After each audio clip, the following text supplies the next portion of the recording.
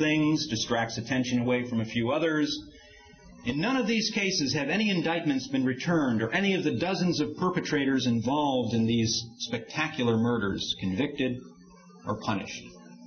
So what is at work here? Why would the conspirators want their secrets revealed after the fact, even if it is years after? To answer this question thoroughly, one has to have a sense of the zeitgeist, which our overseers in the cryptocracy have partly manufactured and partly tailored their operations to coincide with, because there is a spirit of the age. And many of the people in the right have never been able to understand that or coordinate their operations with that spirit. And that spirit does indeed vary. Secrets of this magnitude were seldom revealed in the past because the population had not yet completed the process. To make such perverse revelations to an unprocessed, healthy, and vigorous population, possessed of willpower and memory and an intense interest in their own survival, would not have been a good thing for the conspirators. It could have proved fatal for the cryptocracy. But to reveal these secrets to a people who have no memory, no willpower, and no interest in their own fate, except insofar as it may serve as momentary titillation and entertainment, actually strengthens the enslavement of such a people. The component of the mockery of the victim as a show of macabre arrogance, when done in a veiled or symbolic fashion, and eliciting no significant response of opposition from that victim, is one of the most efficacious techniques of psychological warfare. For within this horrific nose-thumbing, this perverse jest and clowning, is the issue of consent. Now, it's one thing for the media, the police, the judiciary, and the killers themselves to commit these terrible actions without our knowledge and consent. It's quite another matter in the realm of psychological control, public ritual, and psychodrama when these crimes are perpetrated with our consent. And it is an ancient rule of both the moral and the common law that silence connotes assent.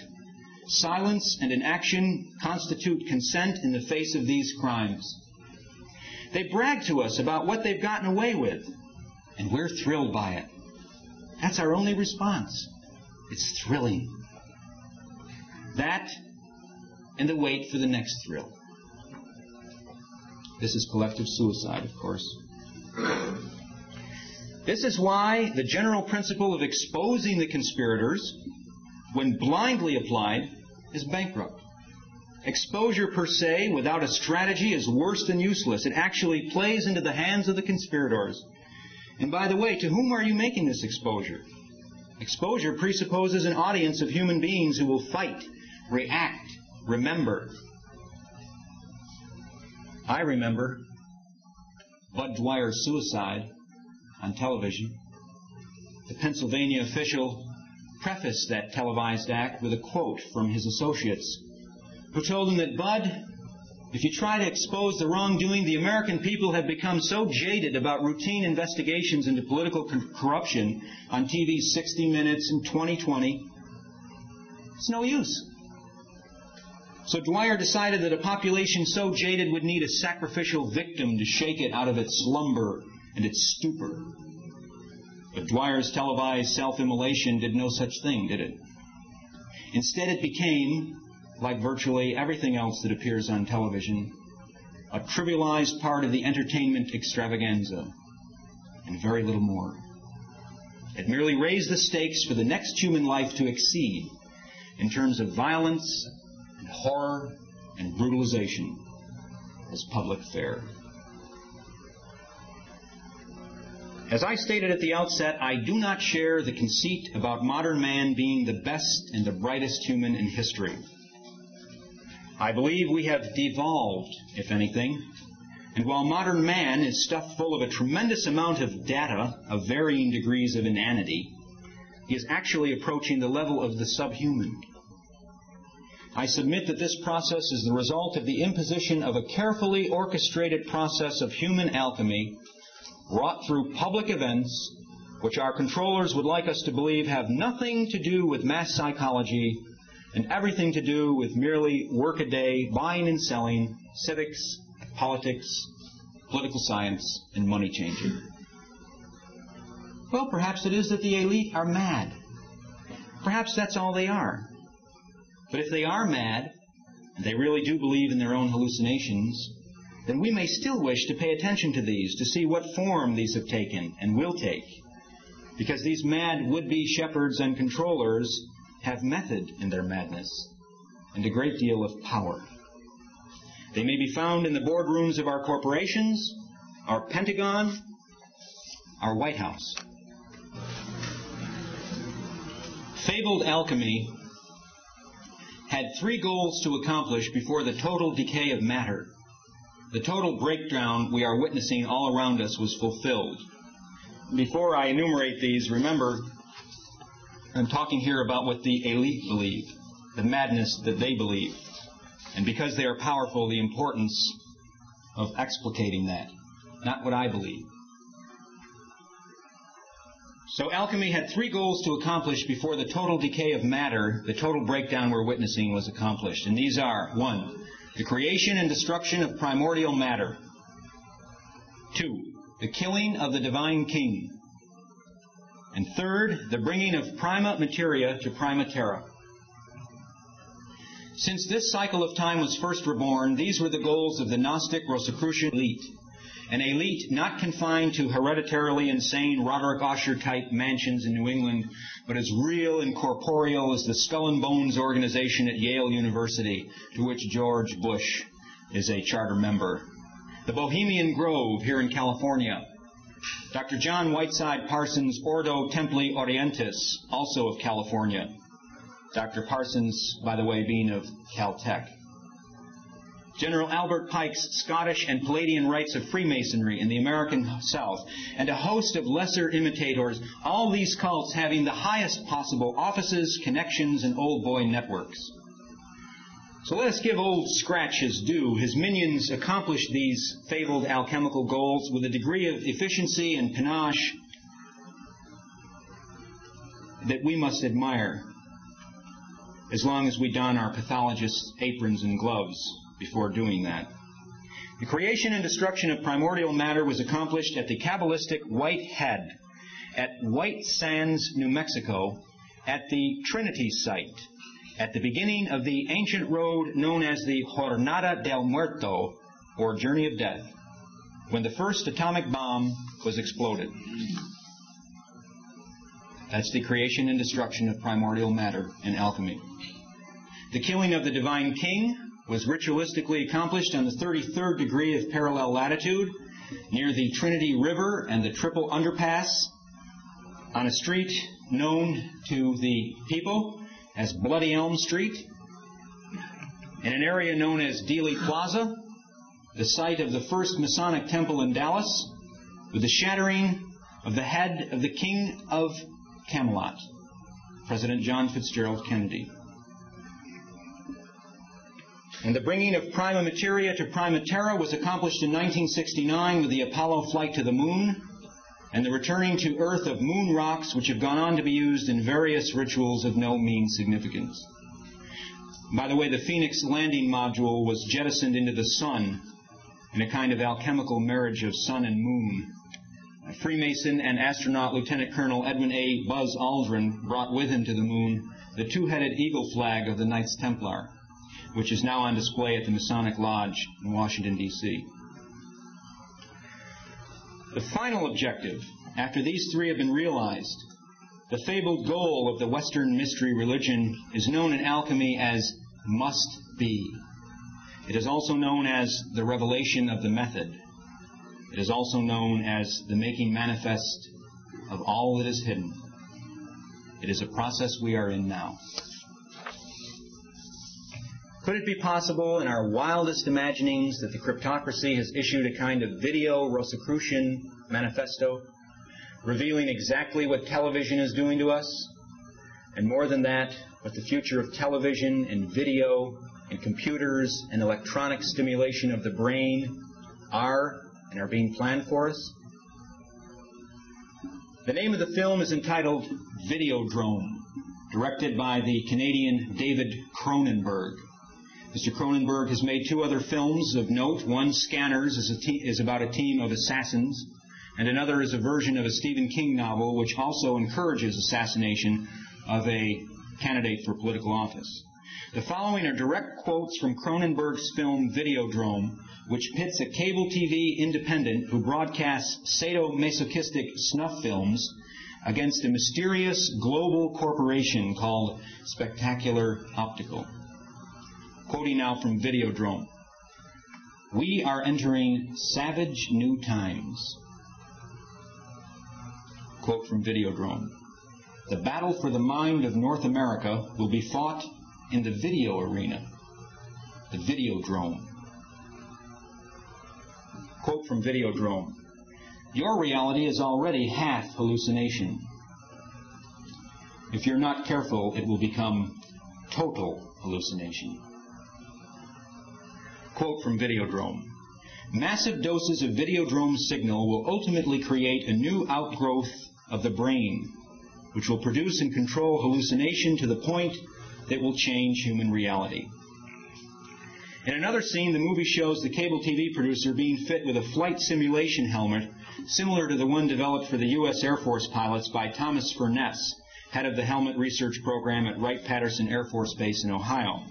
The Wright-Patterson model, by the way, directs missiles by the direction of the helmet the pilot is facing, and you saw a demonstration of that in the U.S. attack on Libya, as you may recall.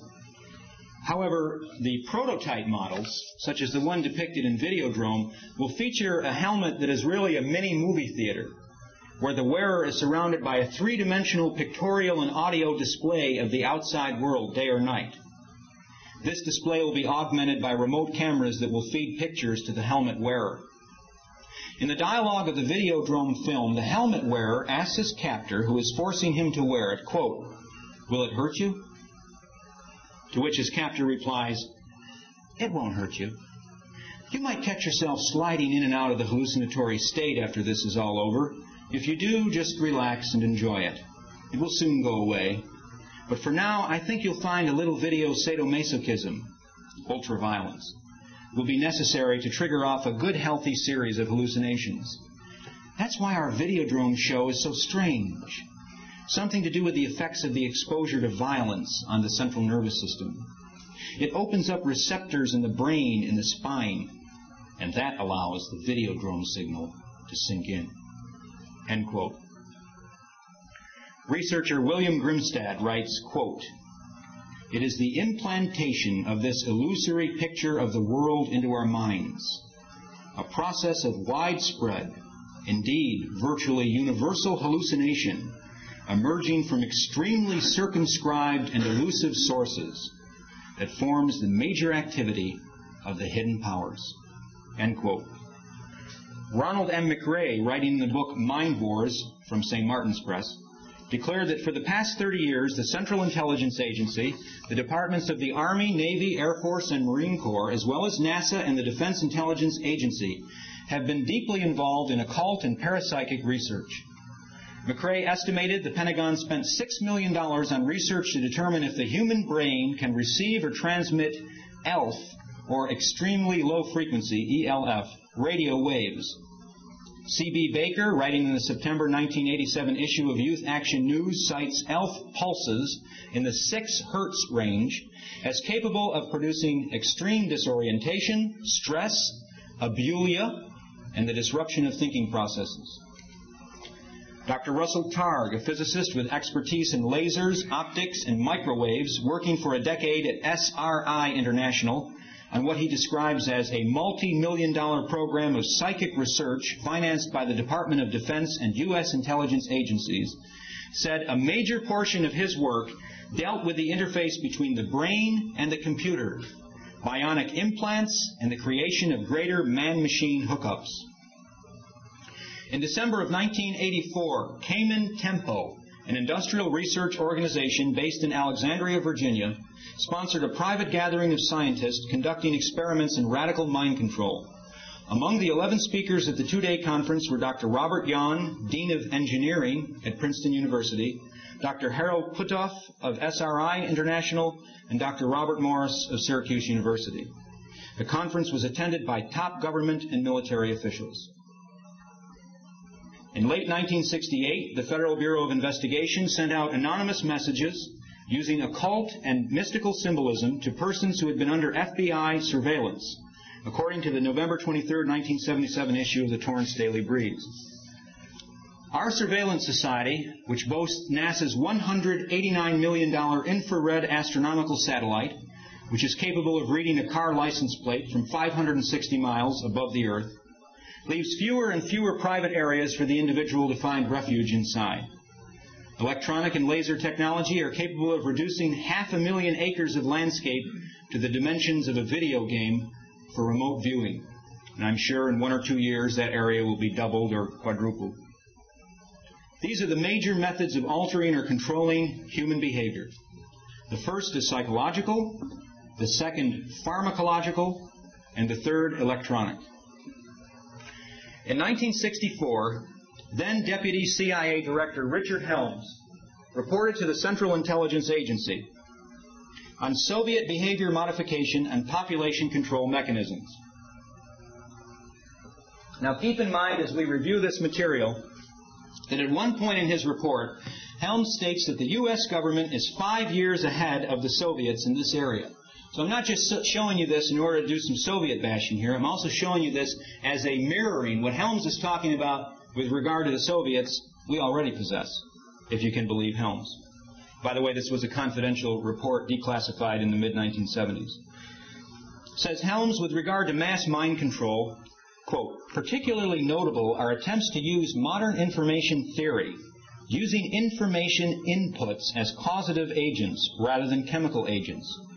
This is a reference to what the FBI calls psycholinguistics. They have experts in this field. People who are devoted to nothing more than psycholinguistics. What the Soviets call information inputs as causative agents, and which was known in the Western Hermetic tradition as twilight language, which was represented in Freemasonry in the personification of a very strange lodge character known as Dr. Syntax.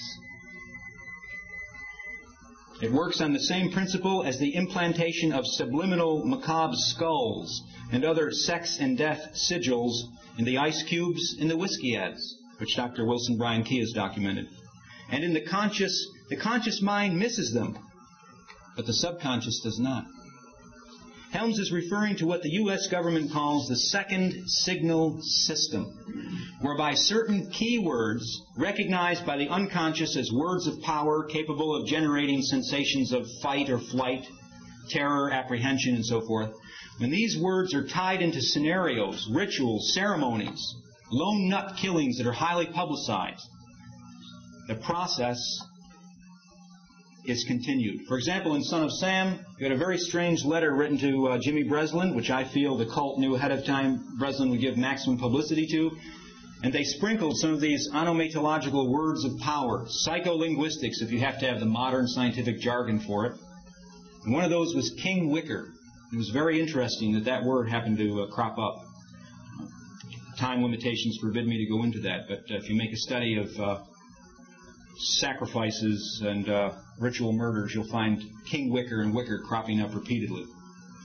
Helms continues, current research indicates that the Soviets are attempting to develop a technology for controlling the development of behavioral patterns in accordance with politically determined requirements of their system. Furthermore, the same technology can be applied to more sophisticated approaches to the coding of information for transmittal to population targets in the battle for the minds of men. Some of the more esoteric techniques, such as the Soviets call it biological radio communication, now this is Helms speaking, are receiving some overt attention. End quote. Helms adds that the trend in Soviet mind control was towards cybernetics, the use of machines as control mechanisms. You should also be aware that Helms states, and I want to emphasize this sentence, quote, there is no evidence that the Soviets have any techniques or agents capable of producing particular behavior patterns which are not available in the West. End quote. In other words, what Helms is reporting about the Soviets is old hat here. According to researcher Walter Bauert, the term cyborg was coined in the mid-60s by C. Maxwell Cade and was first used to describe a human body or other organism whose functions are taken over by various electronic or electrochemical devices. Bauer continues, quote, "It soon became clear to the cryptocracy that electronic brain stimulation held the greatest promise for specific, selective mind control. Electronic stimulation of the brain, when used in conjunction with psychosurgery and behavior modification, offered unlimited possibilities. Human experimentation was undertaken in quest of the most reliable and absolute method of remote control of the mind." At the outset of this paper, I described the condition of modern man as that of a guinea pig forced to reside within the confines of a gigantic open-air alchemical mind control laboratory. That's quite an enormous statement. I'd like to document that for you. A powerful radio signal that may be affecting human health has been monitored in several Eugene, Oregon locations and in the air 3,000 feet above the city, proclaimed the Eugene Register Guard on March 26, 1978. The source of the radio signal is unknown. Thus did Eugene, Oregon become the first major population center to suffer the effects of electromagnetic biohazards. Shortly before the Register Guard printed the story, a middle-aged Eugene man named Walter Deposky came down with symptoms remarkably similar to those attributed to microwave sickness. He noted a strange vibration emanating from within his home. He heard voices. He could not sleep. He suffered burning of the cornea portion of the eye. University of Oregon industrial hygienist Marshall Van Oort, called upon to investigate Deposky's complaints, found that he suffered the same symptoms while in the man's home. The investigator. Disturbed, Van Oort recruited several local engineers to investigate. The engineers measured an unusual radio signal, which they determined to be capable of producing potential biohazards. After unsuccessfully dogging public health agencies to investigate the matter further, Van Oort broke the stories in the newspapers. The Eugene signal was described as a radio frequency pulse at 4.75 megahertz. It was recorded within at least 2 homes and at 3,000 feet above the city as well. The signal's strength was rated at 500,000 watts, 10 times the FCC radio license limit. The signal extended as far away as the next town in Corvallis. After receiving 150 documented complaints about the signal, Governor Bob Straub, Senator Mark Hatfield, and Congressman Jim Weaver were prompted to demand an Environmental Protection Agency investigation. A data analysis by the State Health Department's Radiation Control Section determined that there was probable cause linking the complaints to the strange frequency. Said Clifford Schrock, a Textronic Incorporated radio frequency analyst who had written electronics manuals for the CIA and the National Security Agency, "I was surprised. I'd never seen anything like it before." The people of Eugene, Oregon began to learn about EMR, electromagnetic radiation biohazards, in a hurry. No one, however, could get to the bottom of Eugene's problem. The FCC's Enforcement Division Assistant Chief, Richard Smith, flatly attributed the frequency to a naval transmitter at Dixon, California, nicknamed the Dixon Duck. Van Oort and others disputed this conclusion. The Navy denied that the Dixon Duck was responsible. When the EPA technicians finally arrived, however, they proclaimed that the mysterious signal didn't exist at all. Van Oort, Schrock, and others who had felt the signal and measured it strongly disagreed with them. But the EPA investigators held a press conference at which they discredited the reports of the strange Eugene signal and promptly returned to their Las Vegas headquarters, where they refused to speak to reporters. After this, the investigation folded. The Eugene signal remains an official mystery. Although the people of Eugene, Oregon didn't know it, but both the U.S. and Soviet military have been working for years to perfect the use of electromagnetic frequencies as lethal psychological, not just physical, psychological weapons. Similar symptoms reported in such places as Timmins and Kirkland Lake in Canada were traced to a notorious Soviet radio broadcast dubbed by amateur radio operators the Woodpecker. These effects bear a strong resemblance to the biohazards inherent in invisible weapons like the electromagnetic pulse under development by both the Pentagon and the Soviet Union. Some of you may be familiar with that. That supposedly has the ability to disable all electronic communications and equipment in the target country. On October 14, 1976, radio communications throughout the globe were disrupted by powerful radio waves emanating from the Soviet Union. The broadcasts appeared irregularly and varied between very high and very low frequencies. When the U.S., Canada, Great Britain, and the Scandinavian countries protested the broadcast, the Soviets apologized, blaming the disturbance on unnamed experiments. After this, the nature of the wavelengths changed, and huge electromagnetics, thousands of miles long, penetrating the Earth and extending into the ionosphere. Because of its characteristic sound, the signal was dubbed the woodpecker. The sound, which ham radio operators heard all over the world, sounded like the tapping of a pencil on a table at between 8 and 14 times a second. The wavelength was traced to alleged experiments in the Soviet cities of Riga and Gomel. The standing waves accompanying these experiments stretched down both coasts of North America and along the eastern frontier of the Soviet Union. The woodpecker had been blamed for subsequent shifts in weather patterns resulting from altered trade winds. The change of winds created a drought in western United States with severe effects on farming and the U.S. economy.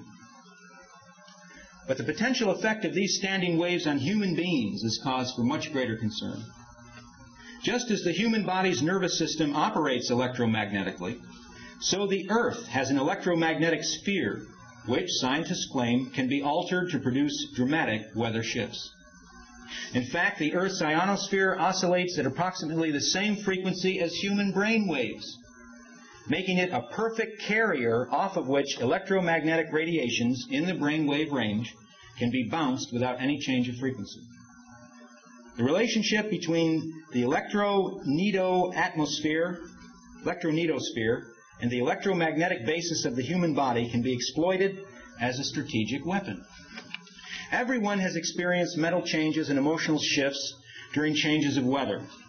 Imagine the power open to those who, by flicking a switch, could control the Earth's atmosphere and change not only the weather, but the brain waves of entire populations. Both the U.S. and Soviet government know that a strong pattern exists correlating geophysical phenomena and political disturbances, health, and mood swings. For these reasons, the woodpecker signal alarmed the U.S. intelligence community. Arrayed against this astounding technology and the occult history behind it, against the backdrop of machine man, ritualistic assassinations, serialized terror murders, and the ubiquity of the ultraviolet videodrome signal, which after all is nothing more than television, is the second law of thermodynamics. By this natural law, order tends to degenerate, even the new order of the ages. Our would-be psychic engineers and human alchemists are well aware of the nearness of midnight in this, their cycle of time. Within their own script, the crowning achievement, the jewel in the scepter of their conspiracy, which they have managed to project down the distant corridors of history from the mists of time. By their reckoning, this checkmating move will occur with the rebuilding of the so-called Third Temple of Solomon, where now stands the Islamic religion's third holiest shrine, the Dome of the Rock.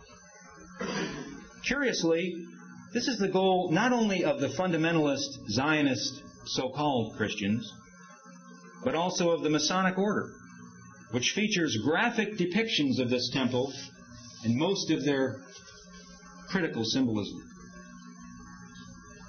For this temple is itself the alchemical project in microcosm, the yin and yang of the Western mystery religions. On the one side, we see it supported by a pillar marked Boaz, representing the Kabbalistic Zohar, or Book of Splendor, as it is known to its enthusiasts, containing what they claim is the mystical knowledge of the hidden. At the other extreme, the temple is also supported by a pillar marked Joachim, representing the Babylonian Talmud, the rationalist, precise, legalistic, pharisaical aspect of this temple. It has been the power of the Kabbalah, with its knowledge of the mechanisms related to the inherent illusory quality of the material universe, which has informed the hyper-rational, bureaucratic, Talmudic agencies which have executed its mandates. The transmission of this temple symbolism, this great microcosm, into Christendom, into Freemasonry, and now emerging in the egregious form of TV evangelists.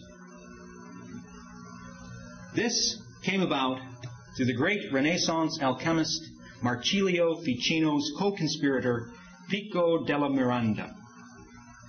It was in 1486 that Pico went to Rome with his 900 theses, among which were the Kabbalistic theses. Recall that up until this point in the history of the West, the concept of man being subject to natural law had never been overthrown. Call that concept God, divine providence, or heaven's will as you like. It was understood to the foundation of Europe, and even the dignity of man, which became famous as Pico's oration on the dignity of man, which became famous as the proclamation and manifesto of the Renaissance view of man and his position in the world, of the Renaissance magus, whose dignity is described in Pico's address. This magus was depicted as a lofty figure endowed with powers of operating on the world, of perfecting an as yet imperfect nature. Of course, these were not the original ideas of Pico della Miranda. These were Kabbalistic concepts. Pico had been initiated into this transmission by a Jewish Kabbalist who went under the moniker Flavius Mithridates. Historian Frances Yates, writing in her important book, The Occult Philosophy in the Elizabethan Age, states, and I quote, "What can have been Flavius' motive in thus encouraging and directing Pico towards his momentous adoption of Kabbalah into Christianity remains a problem, and one which awaits further investigation." End quote. Well, I submit to you that the answer to this momentous enigma is everywhere around us. Jesus Christ, in the apocryphal Gospel of Thomas, says, "The kingdom of heaven is upon the earth, and men see it not." Christ was referring to the natural order, the extravagant beauty, the very divinity of creation untampered. Arrayed against this has been the occult maxim that creation is not really divine or perfect, but it will be made so by the intervention and imposition of human brain power, the imposition of what that temple represents. That is the occult project arrayed against the divine creation, an insane egomania which has had to falsify human perception and control and distort our cognition. Their achievement has meant the destruction of nature and the build-up of an artificial world, as artificial as the chemicals in our air and our water and our soil, as artificial as the false simulated reality of the digital and electronic video computer universe which millions of people spend more and more time immersed within. As artificial and false as the great hoaxes and impostures of the 20th century, from extermination in homicidal poison gas chambers and gas mobiles, to the veneration of murderers, usurers, and traitors to kith and kin as our immortal statesmen and heroes. We inherited a natural paradise, but men saw it not. An ersatz vision was implanted in their minds, the proper hypnotic belief, and people believed properly. Out of this artificial perception, the cryptocracy is rapidly creating a hell on earth. That hell will fulfill the last stage of the process of human alchemy on the Temple Mount in Jerusalem, probably an atomic fire on the 33rd degree of parallel latitude. Now, I don't wish to be misunderstood as being of that species which welcomes such a scenario. I don't. I work against it. This speech is part of that work. If this cup may pass, let it. But there is a process that must be gotten through, in my view, and the destruction that is to come in Palestine will not be a final destruction for this planet or the human beings still worthy of that name, God willing. But it may represent the unveiling and destruction of that cabalistic force, which is not only insanely egomaniacal, but ultimately profoundly suicidal and unconcerned with the consequences of its own actions. It may also represent the dawning of another cycle of history. Their greatest insanely arrogant achievement may also mean their destruction, the consequences of which will be so horrible as to be the ultimate antidote to the propaganda and mind control of a millennia.